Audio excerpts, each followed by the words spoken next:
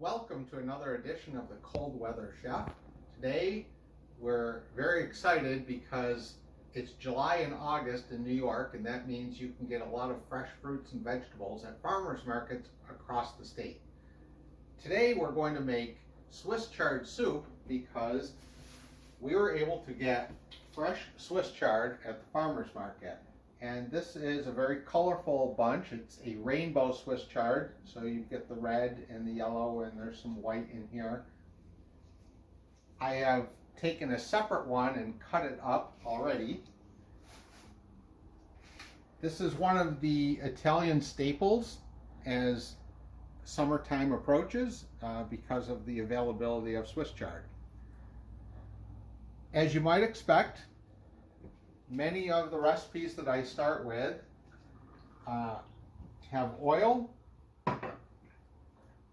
onion that I've previously diced up just to save us a little time, and some garlic that I have previously diced up. I'll turn that on and let that saute a little bit. Maybe I'll add a little bit more oil. Nobody ever says you have too much olive oil. We're going to let that saute.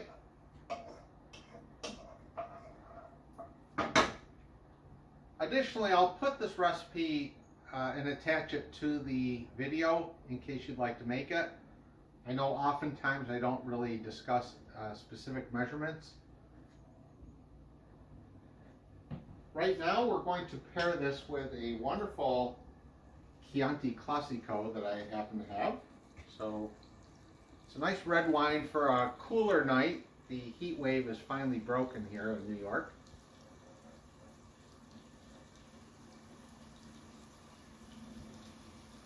Another good purchasing decision.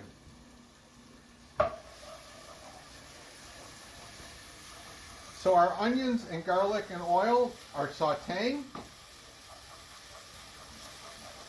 They will brown up nicely and probably pretty quick. Just a few minutes is all you need. And we call this Swiss chard soup for a reason. There has to be some liquid base. So that liquid base, I'm going to use tomato sauce. You can also use tomato paste or puree. You just have to modify the volume of water that you're going to add to this based on whether you use sauce, puree, or paste. So I have a big 29-ounce can of sauce. I'm going to pour in and turn the heat down. I'll add a little bit of water. You can't really add too much water because the water will eventually boil off. So if you add too much water, just let it cook longer and it will evaporate. So now we have our sauteed onions and garlic and oil. We've added the tomato sauce. And we're going to let this cook for a little bit. Additionally, I've got some nice meatballs, and if you've seen one of my previous episodes, it explains how to make meatballs. So I am going to take 6 meatballs that I happen to have and put these in the tomato sauce.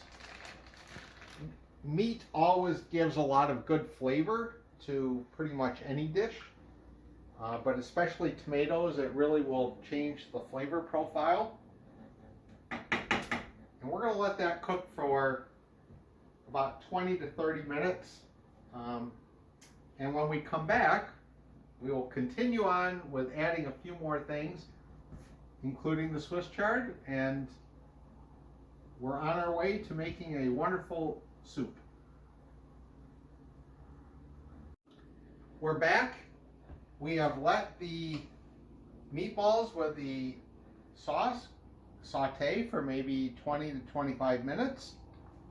And we're ready to add the cut up stems of the Swiss chard. The stems are a little thicker, so they need a little more time to cook. So we put the stems in first. And additionally, we're going to put in a can. If I had a potato, I would cut up a potato, but I don't. So I'm just going to use a can of sliced potatoes and put that in there. I'm going to give it a little stir. And I think I'm going to probably need to add a little bit of water. So I just happen to have a glass, and we're going to add a little bit of water. And we're going to let this cook for about 15 or 20 minutes. Why don't we add a little bit of salt, maybe a teaspoon of salt? That's about good. Give it a little stir. This is looking good. It's going to cook down a little bit. All right, when we come back, we'll get to the final step of adding the Swiss chard leaves and letting that cook for another 15 minutes, and we will be ready to plate. We're on the home stretch. I'm going to add a little more water.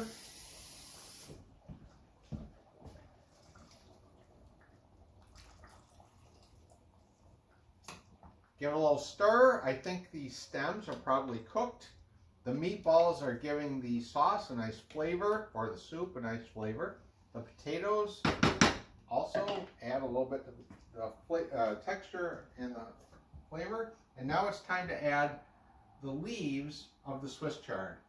So it's going to be a little difficult because Swiss chard leaves have a lot of air, and they will quickly get rid of that air and wilt when you put them in the hot soup.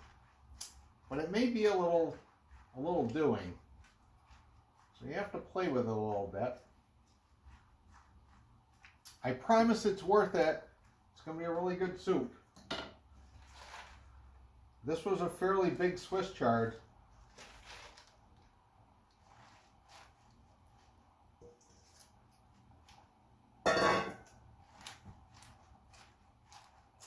Luckily, we have a cover. So we're just going to put this on, and the heat will stay inside and wilt the Swiss chard. So it should kind of settle down quickly. We're going to let this cook for about 15 minutes, and at that time we're ready to plate, and you'll see the final product. So we'll be back in 15 minutes. This is the final step of our Swiss chard soup. It's been boiling away. The leaves have wilted into the soup, and we now have a wonderful aroma coming out of the tomato base with meatballs, potatoes, and Swiss chard. I'm going to turn it off. I've got my trusty ladle. So we're going to get a little bit of Swiss chard, potatoes, and soup, and plate.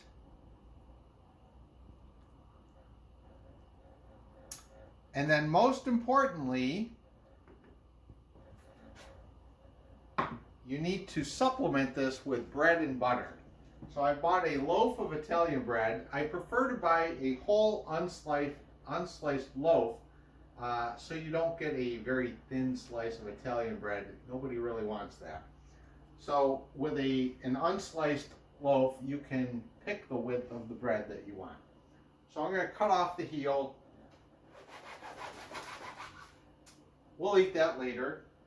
We'll get a nice thick slice of Italian bread. Grab a little bit of butter. There is never too little butter on a piece of bread.